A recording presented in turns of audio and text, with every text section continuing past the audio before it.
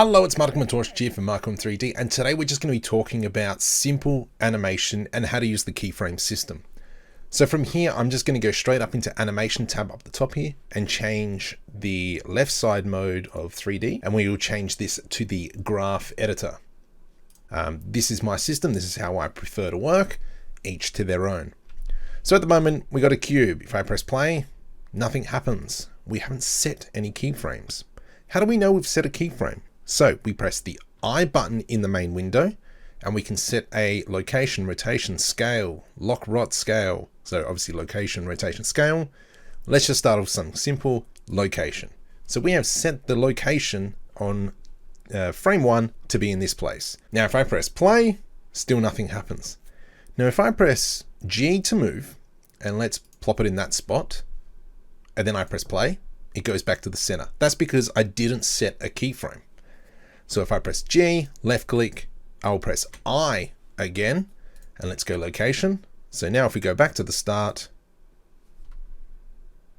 whoop-de-doo.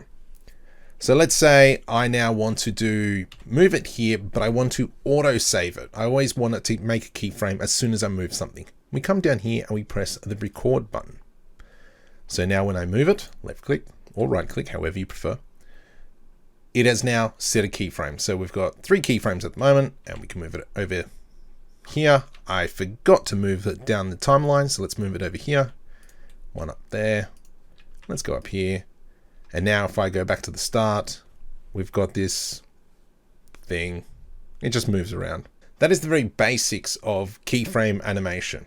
There's a lot more other things we can do. We can worry about rotation as well. So if we come in here and I rotate it, and now if I press play, it'll do the whole animation and it kind of resets the rotation to the keyframe.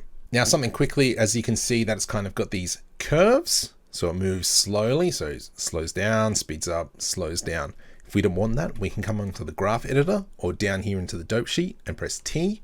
And we've got all our different interpolations. So we can go constant, where it kind of jars between each keyframe. Okay. Or we can go T and we've got linear, so it goes directly to it.